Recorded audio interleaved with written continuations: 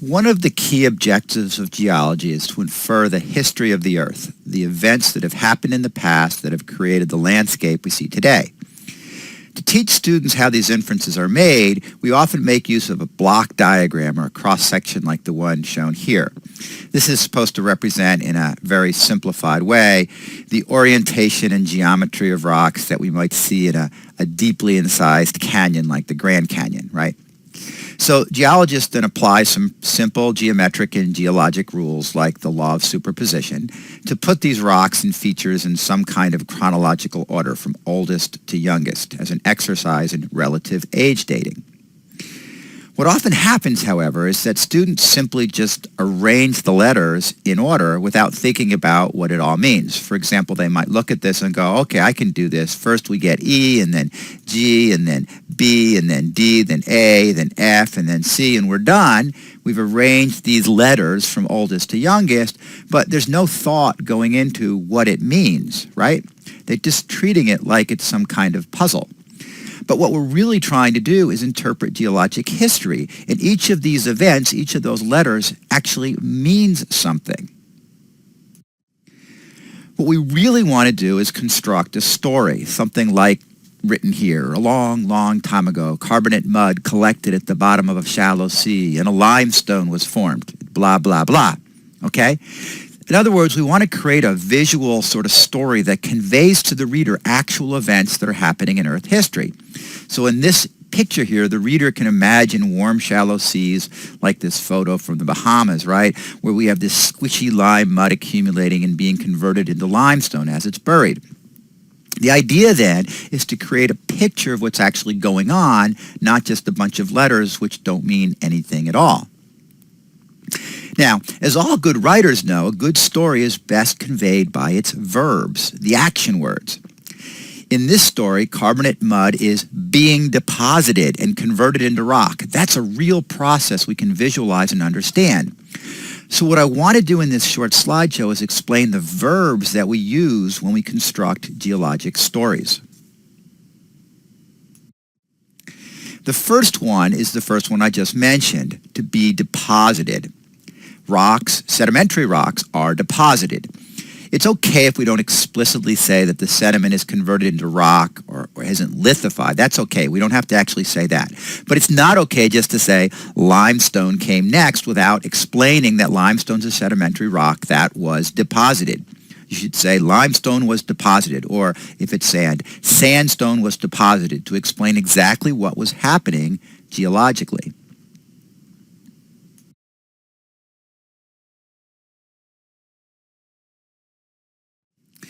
The next verbs have to do with how igneous rocks are formed.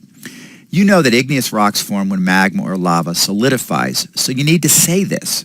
For intrusive igneous rocks that don't emerge from underground, we use the phrase magma intruded and solidified to form some kind of igneous intrusion, either a dike or a sill. For example, the picture in the top, we have magma intruded into the sedimentary rocks, those reddish sedimentary rocks, and solidified to form a basaltic dike. That's that black diagonal body. That's the basaltic dike that was formed when magma intruded or wedged in between the sedimentary rocks there.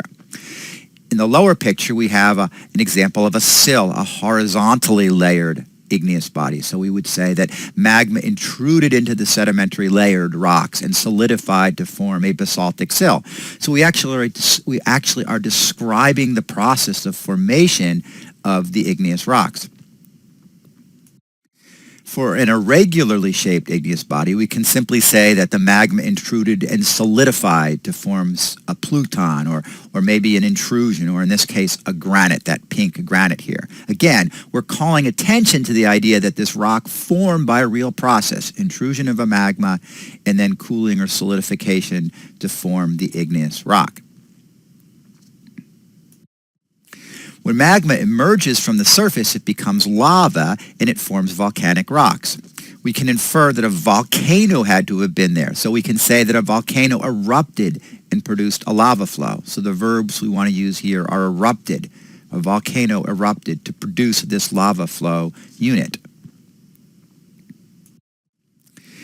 Metamorphic rocks form when existing rocks are heated and squeezed deep underground. So we should say that. We should say this rock formed, or these rocks were metamorphosed deep inside the earth. For example, we could say in this picture that the sedimentary rocks were metamorphosed deep inside the earth, turning them into a gneiss. This gneiss is in this picture here.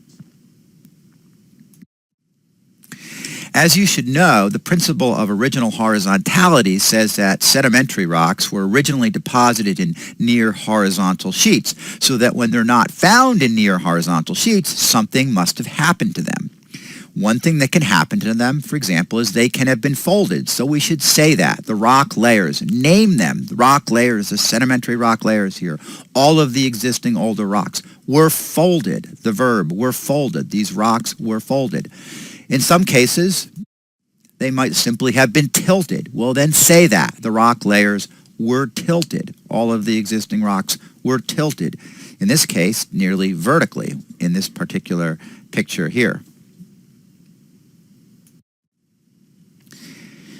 Rocks can also be faulted or offset along a crack. So we should say that the faulting offset the existing rocks. The faulting actually is the offset is the verb. The faulting is a process that offset the rocks in this picture here, sliding the rocks on the right-hand side down relative to the rocks on the left-hand side.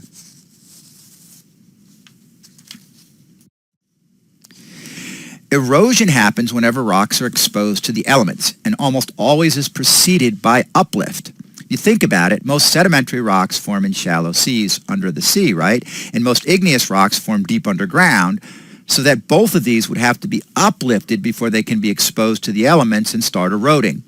So an important geologic process is uplift and erosion. And after erosion has planed the rocks down to near sea level, additional deposition will produce an unconformity surface. That surface here beneath the red brick layered rocks, that surface above the folded rocks, between the folded rocks and the red rocks, that's an unconformity surface. So what we say in our description is that these rocks have to have been uplifted and folded. Now, uplifted and eroded. Now, in this case, I could specify that the folded rocks were uplifted and eroded to produce this unconformity surface. That's the way I want to describe this process in my geologic story.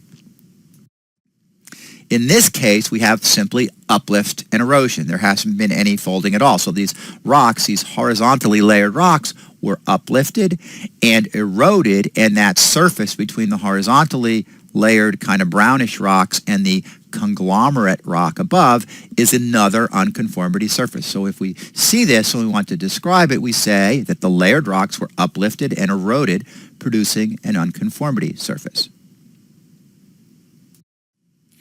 Remember, too, that uplift and erosion is responsible for the present land surface, which is above sea level, right? So if it's above sea level on land, it's actively eroding. So we need to finish our story often with a statement that says the existing land was uplifted and has been eroded to its present land form or its present landscape surface. So once again, the verbs are uplifted and eroded. Those are the verbs we want to use in constructing our geologic stories.